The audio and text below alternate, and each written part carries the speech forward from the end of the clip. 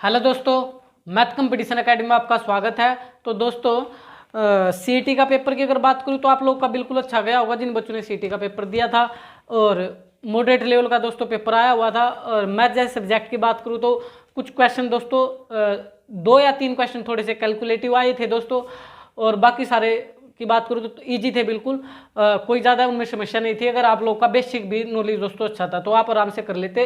1-2-3 question की थोड़ी सी बात कर सकते हैं जो कि थोड़े से कैलकुलेटिव थे। अगर आपका फिर भी बेसिक जो था आपका मजबूत था तो आप उनको भी कर ले जाते, क्योंकि एज्यूम मेथड से दोस्तों उन क्वेश्चन को किया जा सकता था। चले वो आप लोगों का अच्छा गया होगा होपफुली।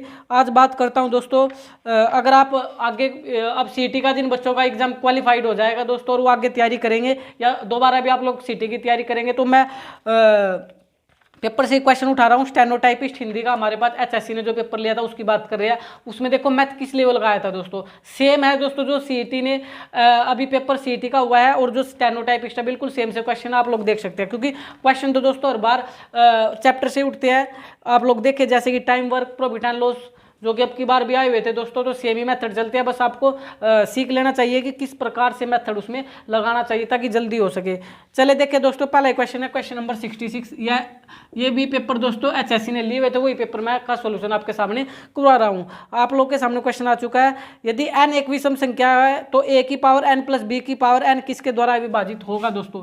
a की पावर n प्लस b की पावर n। n एक विषम संख्या है। विषम संख्या का मतलब आप जानते हैं कि ओड नंबर लेना है, 1 3 5 7 इस प्रकार। तो आप एक काम करो ना, n की वैल्यू 1 रख लो दोस्तों, आपको पता ही लग जाएगा। 1 प्लस बी की पावर 1, 1 से कोई फर्क पड़ेगा नहीं तो a प्लस बी बचा। अब ऑप्शन चेक कर लो, ये किससे डिवाइड हो सकता है a प्लस बी दोस्तों? ऑप्शन देखो ना कैसे दे रखे हैं, a minus B, a plus B, a multiply B, a by B. तो दोस्तों सिंपल सा डिवाइड हमेशा किससे ही होगा? a प्लस बी से ही डिवाइड होगा। तो a प्लस बी से कटेगा तो हो गया डिवाइड, 1 आएगा आंसर, तो आंसर जाएगा a प्लस बी। ऐसा ही क्वेश्चन दोस्तों आया हुआ था दोस्तों अब की बार सीईटी में मॉर्निंग शिफ्ट में दोस्तों। मॉर्निंग शिफ्ट में जो 6 तारीख को पेपर होता है उसमें ऐसे ही क्वेश्चन पावर वाला आया हुआ था दोस्तों। नेक्स्ट बढ़ जाते हैं, चले आगे बढ़ जाते हैं। क्वेश्चन नंबर 67 लेंगे दोस्तों। क्वेश्चन नंबर 67 आप लोग देखें, एवरेज का क्वेश्चन है और एवरेज का एक क्वेश्चन भी आया था दोस्तों मॉर्निंग शिफ्ट में। चले, यदि 12 संख्याओं का एवरेज 10.8 है, मैंने भी पेपर दिया था दोस्तों, बिल्कुल ही अच्छा गया। मैथ और रीजनिंग बिल्कुल ही इजी आई हुई थी दोस्तों। चले क्वेश्चन नंबर 67 की बात करता हूं। तो 12 संख्या का एवरेज 10.8 था। तो एवरेज की अगर बात करूं ना तो आपको एक बात सीख लेनी चाहिए, जब भी एवरेज आएगा तो जो टोटल होता है ना, टोटल ये होता है एवरेज गुना नंबर। ये फार्मूला मैं हजारों बार लिख चुका हूं दोस्तों। एवरेज टोटल योग जो होता है ना वो एवरेज गुना नंबर होता है, बस आप इसको रट लो दोस्तों। यानी एवरेज की मल्टीप्लाई नंबर से कर दो तो टोटल आपके सामने भाग आएगा, है ना। योग क्या होता है? औसत गुना संख्या। योग क्या होता है? औसत गुना संख्या। तो इस क्वेश्चन को रीड करता हूं पूरा। 12 संख्याओं का एवरेज 10.8 है। यदि पहली 6 संख्याओं का एवरेज 10 हो और अंतिम 7 संख्या का एवरेज 11 हो तो छठी संख्या क्या होगी? काफी इंपॉर्टेंट क्वेश्चन भी है, आता रहता है। तो 12 संख्याओं का एवरेज कितना बोला दोस्तों? 10.8। 10.8 12 संख्या तो नंबर हो गया दोस्तों, ये एवरेज हो गया। और तो ये यहाँ क्या निकलेगा? टोटल। देखो दोस्तों वही फार्मूला लगा हुआ है, एवरेज गुना नंबर, क्या रिजल्ट आएगा? टोटल। तो कर दो गुना, 12 × 96, 12 कम 12 दोस्तों, 0.1 से पहले इसमें कोई दिक्कत है ही नहीं। आगे बढ़ो, आगे बोला इसने 6 संख्या का एवरेज 10 है। 6 संख्याओं का एवरेज 10 है तो टोटल कितना हो गया दोस्तों? 60। आगे बोला 7 संख्याओं का एवरेज, आगे पढ़ भी सकते हो अंतिम 7 संख्या का एवरेज 11 है तो टोटल कितना हो गया दोस्तों? 77। कितना हो गया? 77। अब देखो 7 और 6 13 संख्याओं का एवरेज कितना हो गया दोस्तों? 7 और 6 13 दोस्तों, 137। कितना हो गया? 137। अरे 13 संख्याओं का टोटल 137 है और 12 संख्याओं का टोटल कितना आया था दोस्तों?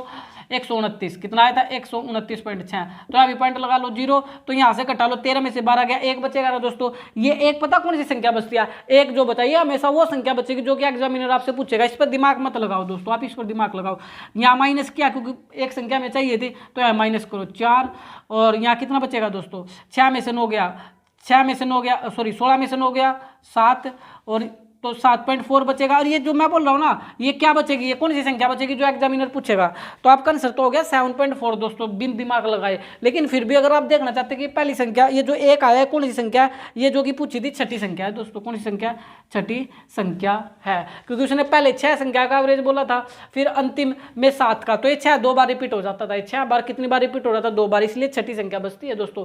आपको इस पर दिमाग बिल्कुल नहीं लगाना चाहिए, आपको डायरेक्टली फार्मूला यूज करना चाहिए। 7 और 6 13, बचेगा, और ये 12 का 13 में से 12 गया, एक संख्या ऑटोमेटिक बचेगी। ये चाहे छठी संख्या पूछे, 12वीं संख्या पूछे, 10वीं संख्या पूछे, आप क्यों दिमाग लगाते हो, आप टोटल में से टोटल घटा दो, रिजल्ट आपके सामने आ ही जाएगा दोस्तों। ठीक है, एवरेज का मैंने अच्छे से एक ही वीडियो डाल रखी है दोस्तों लूसेंट बुक से, आप वहां से अच्छे से इसको पढ़ भी सकते हैं चैप्टर को। नेक्स्ट बढ़ जाते हैं।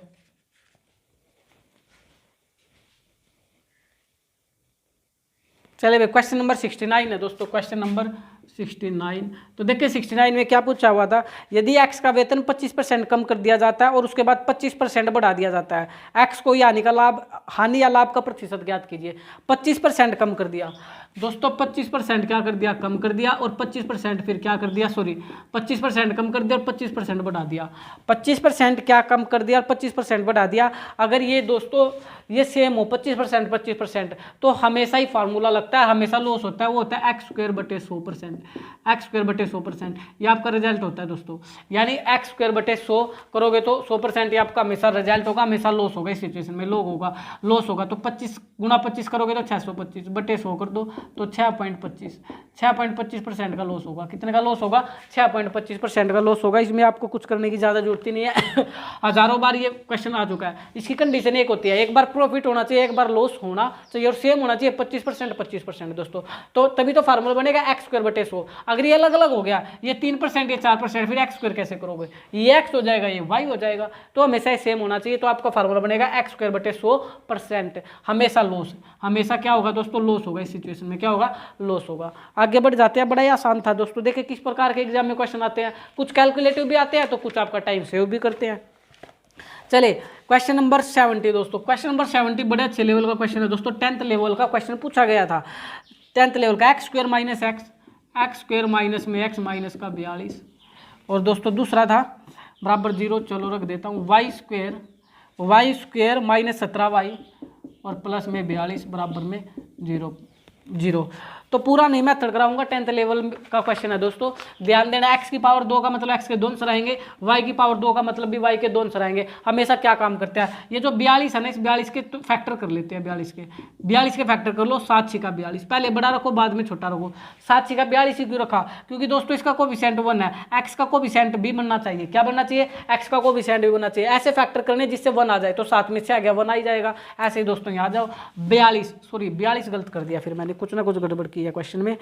y² माइनस 17y प्लस 72 है दोस्तों, 72 था, ये कितना था, 72 था। तो यहाँ भी 72 एकम 72 दोस्तों, 72 के फैक्टर करने पड़ेंगे आपको, और 72 के फैक्टर 9 8 72। सर 9 8 72 क्यों लिए, 9 8 72 क्यों लिए, 18 चौक 72 क्यों नहीं लिया। अरे फैक्टर तो ये भी बनता है दोस्तों, 18 चौक 72, ठीक है, 42, 7 6 42, और 14 3 42 भी होता है, 14 3 42 भी होता है।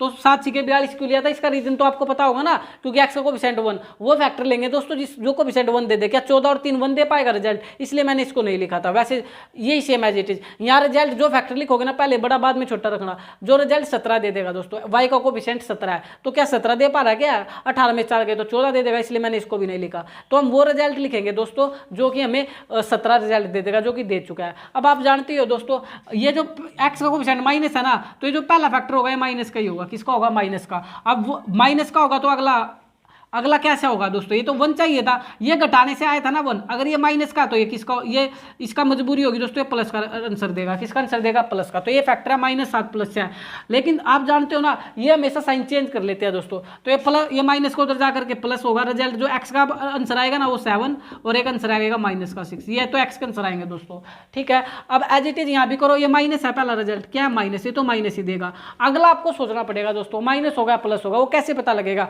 ये जोड़ने से, ये 17 जो है दोस्तों, ये देखो ये 17 कैसे आया था जोड़ने से, 9 और 8 17। जोड़ने के लिए एक माइनस तो दूसरा भी माइनस चाहिए दोस्तों, इसलिए अगला जो फैक्टर होगा वो भी माइनस का होगा। अब जो y का रिजल्ट होगा, ये माइनस भी उधर जाकर प्लस हो जाएगा, और ये माइनस भी उधर जाकर क्या हो जाता है, प्लस। यानी दोस्तों y के तो दोनों आंसर प्लस है, और x का एक आंसर प्लस और एक माइनस है। उसने रिलेशन पूछा था, बताओ कैसा रिलेशन, x बराबर है, छोटा है, बड़ा है, क्या है। तो आप ही देख रहे हो ना, देखो ये 9 इससे भी बड़ा है, ये 9 इससे भी बड़ा है, ये 8 इससे भी बड़ा है, ये 8 इससे भी बड़ा है। हमेशा x जो होगा दोस्तों बड़ा होगा y से। तो आपका ये जो रिजल्ट है ये होगा दोस्तों, x हमेशा क्या होगा, बड़ा होगा, किससे, y से। तो आप देखो ये कौन सा ऑप्शन है दोस्तों, ये आपका सी हो जाएगा। x हमेशा, सॉरी बोला गलत है मैंने, x हमेशा छोटा होगा वाई से, और एक्स का रिजल्ट जो हो तो छोटे है ना वाई से, वाई बड़ा होगा दोस्तों, वाई क्या होगा, बड़ा होगा। ये आपको निकालना आया होगा होपफुली। दोबारा से एक बार बता देता हूँ शॉर्ट ट्रिक, 42 के फैक्टर कर लो 7 के 42। अब ये हमेशा साइन, पहला साइन पहले बड़ा रखना, पहले हमेशा बड़ा फैक्टर रखना दोस्तों, और ये बड़ा, ये जो इसका आंसर होगा ना वो इसके अकॉर्डिंग ही चलेगा दोस्तों। पहला जो अगर माइनस है तो ये भी माइनस ही लेगा। अब क्योंकि आपको 1 चाहिए, इसका कोएफिशिएंट 1 था, 1 चाहिए तो ये घटाने से आया था, 7 में 6 गया 1, घटाने के लिए एक माइनस और एक प्लस एक प्लस होते हैं, माइनस और प्लस घटते हैं, तो ये माइनस उधर जाकर प्लस, प्लस उधर जाकर minus, same as it is. ये पहला माइनस आ गया, अगर ये पहला माइनस है, ये जोड़ने से आया था, जोड़ते कब है, समान साइन जोड़ते हैं, समान साइन जोड़ते हैं, पहला माइनस है तो दूसरा भी क्या चाहिएगा दोस्तों, माइनस। इतनी ट्रिक तो दोस्तों आपको आनी चाहिए, नहीं आती तो 10th का कंसेप्ट है दोस्तों, आप वहां से भी आप इसको सीख सकते हैं। 2.2 एक्सरसाइज के नाम से आप प्लेलिस्ट खोलोगे 10th मैथ सीरीज के अंदर मैंने करवा रखा है, ये तो 3 नंबर में 10th में पूछा ही जाता है, या शॉर्टकट कराया गया, तो आप इसको ऐसे कर सकते हैं। नेक्स्ट बढ़ जाते हैं दोस्तों।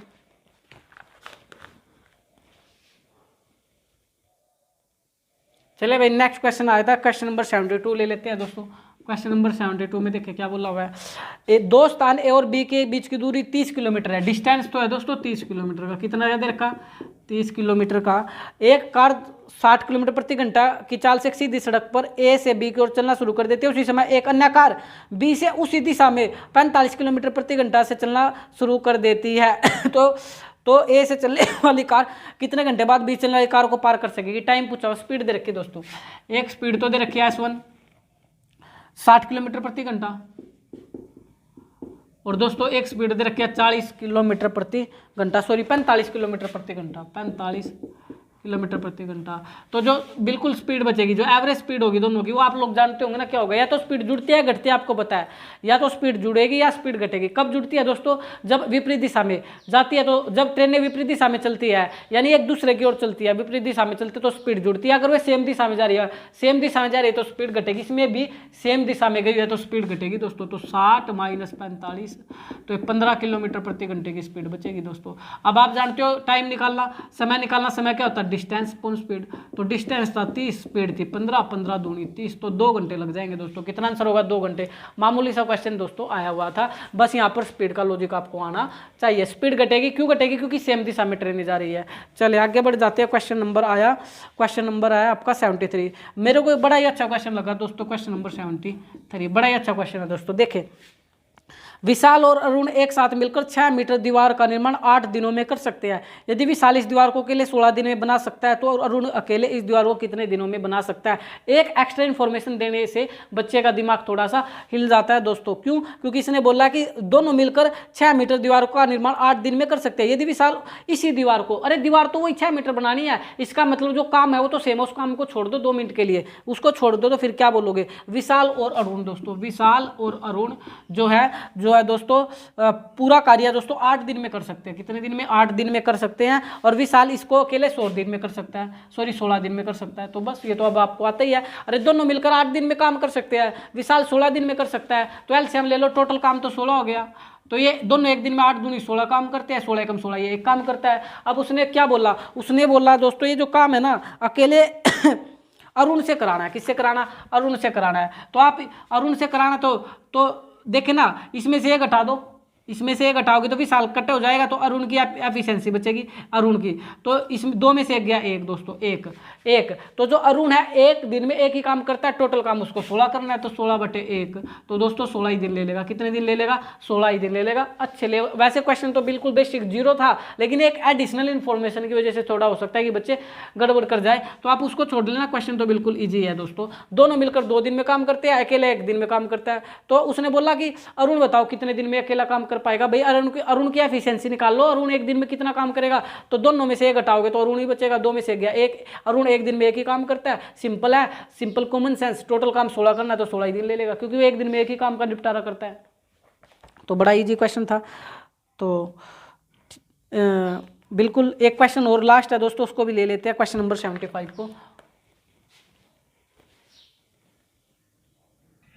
देखिए भाई, क्वेश्चन नंबर 75 भी थोड़ा कैलकुलेटिव क्वेश्चन आया था। गिरी ने एक वस्तु को एक वस्तु को 5/2% की हानि पर बेचा, यदि उसने इस पर 112 रुपये अधिक में बेचा होता तो उसे 15/2% का लाभ होता। 12.5% का लाभ अर्जित करने के लिए उसे वस्तु को किस मूल्य पर बेचना पड़ेगा दोस्तों, ये बोला हुआ है। तो एक काम कर लो ना एक काम कर लो, 5/2% की हानि फ्रैक्शन वैल्यू निकालो। 5/2% का मतलब 5/200 दोस्तों, 5 × 5 5 चौका 20, 1/40। इसका क्या मतलब 1/40 का मतलब यह है कि 40 की वस्तु दोस्तों उसने 39 रुपये में बेची। 40 की वस्तु कितने बेची? 39 में, क्योंकि लॉस था ना, ये लॉस की फ्रैक्शन थी। किसकी फ्रैक्शन थी? लॉस की। आगे बढ़ना, यदि उसने 112 रुपये में अधिक में बेचा होता तो उसे 15/2% का लाभ होता। अब 15/2% की फ्रैक्शन निकाल लो दोस्तों। 15/2% का मतलब 15/200, 5 × 15, 5 चौका 20, यानी 40 वाली वस्तु दोस्तों उसने 43 में बेची। कितने बेची? 43 में बेची। तो यहाँ देखो ना कितने रुपए अधिक में बेच रहा है। क्वेश्चन में 112 रुपये में की बात हुई है कि 112 रुपये अधिक में बेचा दोस्तों। कितने बेचा? 112 रुपये अधिक में। और यहाँ कितने अधिक में बेचा है? 39 से 43 होने में 4 रुपये अधिक में दोस्तों। ये 4 के बराबर होगा। गुणा में 40 की वैल्यू निकाल लो दोस्तों। तो 40 की निकालोगे 10, तो 1120 रुपये कॉस्ट प्राइस आएगा दोस्तों। उस वस्तु का मूल्य था 1120 रुपये। अब क्या बोल रहा है? अब उसको लाभ चाहिए दोस्तों 12.5% का। कितने का लाभ चाहिए? 12.5% का। तो 12.5% का अगर उसको लाभ चाहिए तो इसका 1120 का दोस्तों 12.5% निकाल दो। कितना निकाल दो? 12.5% निकाल दो, आपका आंसर आ जाएगा। तो यहाँ से पॉइंट हटाओ, 1 0 आ जाएगी। 25 पंजा 125, 25 चौका 100, 40, 1 0 से 1 0 दोस्तों। 4 से काटोगे तो 4 से काट लो, बस स्कोर क्या होगा? 4 से काटोगे तो कितना चल जाएगा दोस्तों? 25 पंजा 125 चौका 100, ठीक है। 4 दूनी 8, 3 32, 4 अट्ठे 32, 4 अट्ठे 32, 28 पंजे 140 दोस्तों। 28 पंजे 140, ये प्रॉफिट आएगा। ये क्या आएगा? प्रॉफिट आएगा, क्योंकि इसको 12.5% का प्रॉफिट चाहिए ना, तो प्रॉफिट आया 140 रुपये। 140 तो 140 रुपये तो उसने क्या बोला था? आप लोगों से पूछा ये था कि उसी वस्तु को कितने मूल्य पर बेचना चाहिए। सेलिंग प्राइस पूछ रहा है। सेलिंग प्राइस का फार्मूला आपको आना चाहिए, कॉस्ट प्राइस प्लस प्रॉफिट होता है दोस्तों। तो ये तो था 1120 प्लस में 140 करोगे तो आंसर आ जाएगा। तो यह आ जाएगा 0, 4 2 6, 11 और 1, 1260 रुपये में कितने बेचना चाहिए उसको? 1260 इज द करेक्ट आंसर दोस्तों। 1260 रुपये में उसको सेल वो काम करना चाहिए। तो आप आराम से कर पाओगे, बड़ा ही आसान क्वेश्चन था। जय हिंद, जय भारत दोस्तों।